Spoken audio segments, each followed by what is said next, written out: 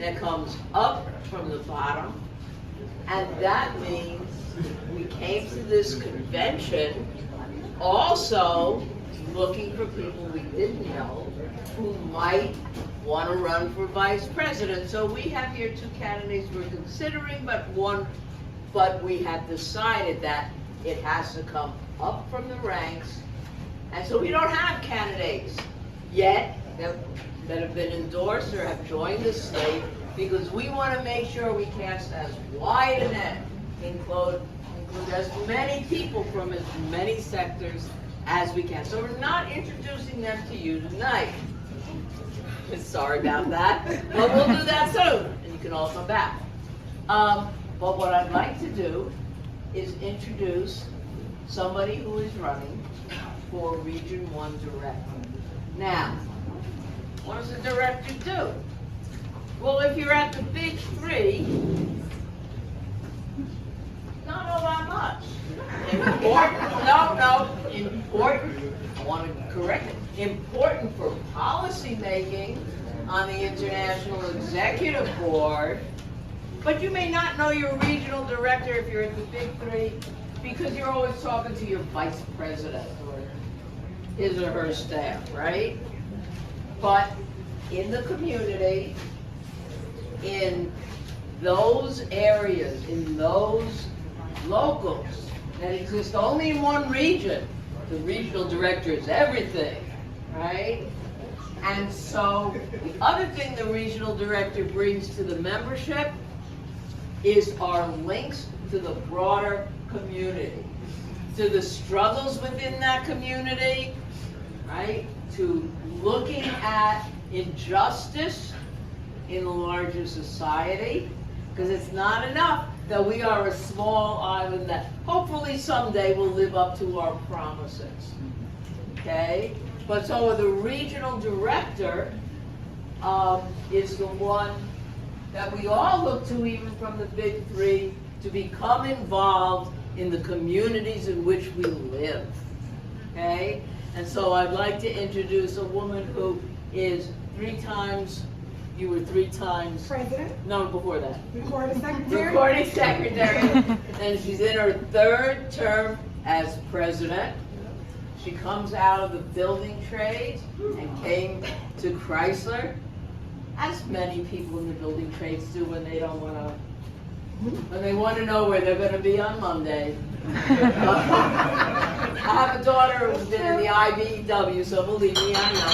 And so I'd like to introduce you to LaShawn English, three-term president, who has the administration skills on the one hand, as well as the negotiating skills, because at Chrysler, for those of you who don't know, the president at Chrysler is the same as the president plus the chairman at Ford and GM. At Chrysler, the president does it all.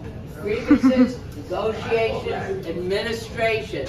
So I'd like to introduce you to LaShawn English, the woman who does it all.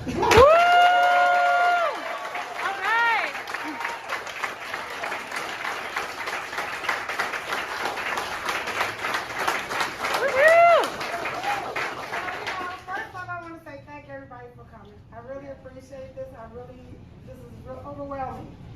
I do want to say one thing. She said a lot about me, and she's right, but I'm the first at a lot of things. I also was the first woman ever elected on Chrysler Department as a National Negotiator. The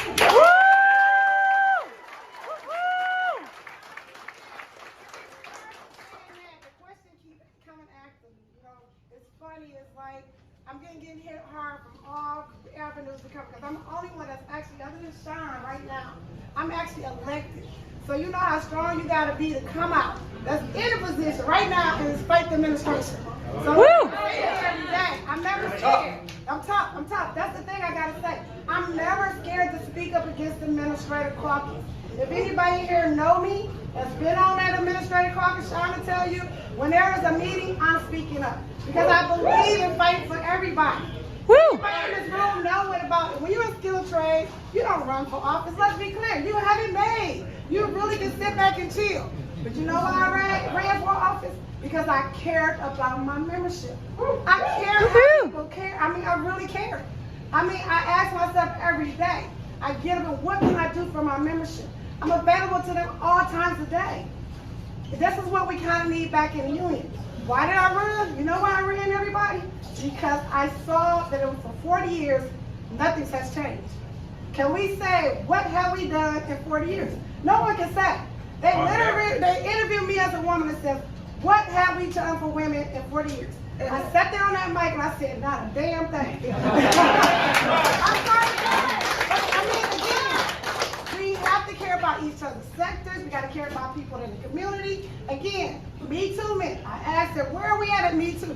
No one's there. Okay, we got transition rights. No one's there. Nowhere have I seen the UAW fight for anybody else, because you know why? This organization has come to the point, they're so high, they forgot about the little people, guys. We forgot about the little people. We forgot about the community. So when we get ready to go on strike, no one wants to support us. No one cares. You got Starbucks, you got Chris Smalls, Amazon, want to organize. Why they not with this union? This is a great union. We got to change it. You know why? Because there's nothing for 70 years have changed. They want to keep that power, guys. They want to be able to do what they want to do. Nepotism at its full-fledged and all-time high. A person like me, because again, you know, this is what they're saying. Oh, you know, she just want to get on staff. She just want to do this. No. I don't want to sit in a little office where you can control me. I want to be in an office where I can do it for the people. Y'all got to understand for the people. That's they put these services reps and they put us in these closets. And I tell you what they do. They shut you down. I never want to be there. I never want. If I can't speak up for my membership, leave me in the plant. Because this is not right. We have to change the perspective of how we are. We cannot grow. You look around this room. There's men, there's women, there's different colors, different races, everything together. But as a union, we're not starting to look like that, guys. They're not looking like they're down there either. So again, she's right. I mean, like I said, I'm day one ready, going in. I'm not the perfect person. You are. I mean, but I tell you what, it takes heart to do these jobs.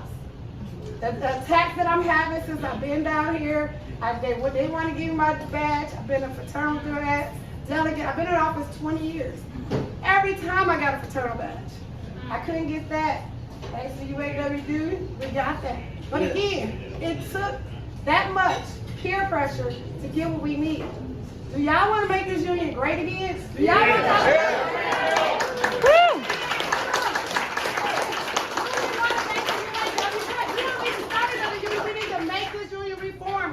We have to make this union where people want to be. I want to be able to wear my UAW and somebody say, are you 2-tier or you 1-tier? Because you know, let's be honest, the guys, that's how you do it. Hey, if you 1-tier, well maybe you can come home with me. But if you 2-tier, well, that might cost nothing. But in reality, you know, that's what I said. We got to be proud to be union members. We all got to remember why we wanted to be in the union, right? So if you can think in your mind why you want to be in there, that's why everybody in the world needs to have a union, but we need to make our union stronger before we can bring more people into this great union. And we're going to do that now. We're going to do that. Woo! Yes! Woo!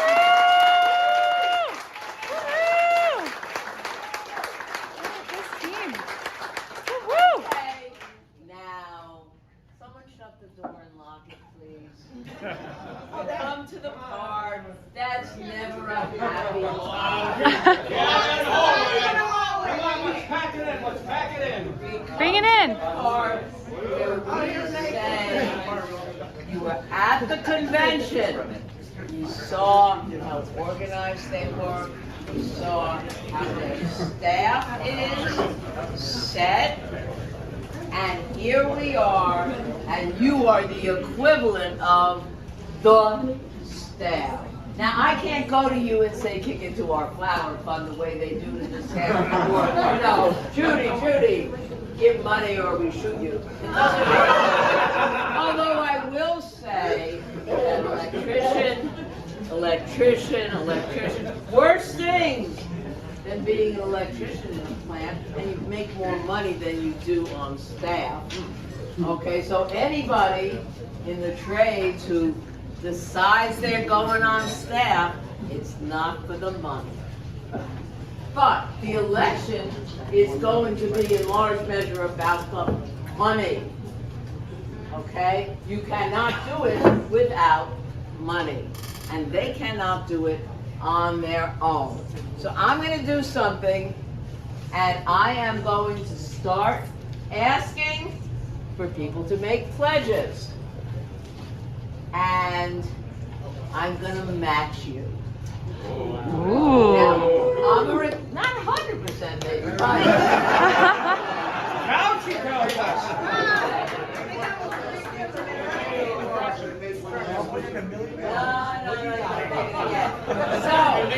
So now I'm a retiree now. All right. Woo! All right. Thank you, Rich. Okay. That's $200 here for Rich. Down to 200, but that's good. But his pocket is empty. So I'm also looking for pledges for people who don't have that money in their pocket right now. And I'm looking to see if anybody will give me $300. Not to make Rich feel bad.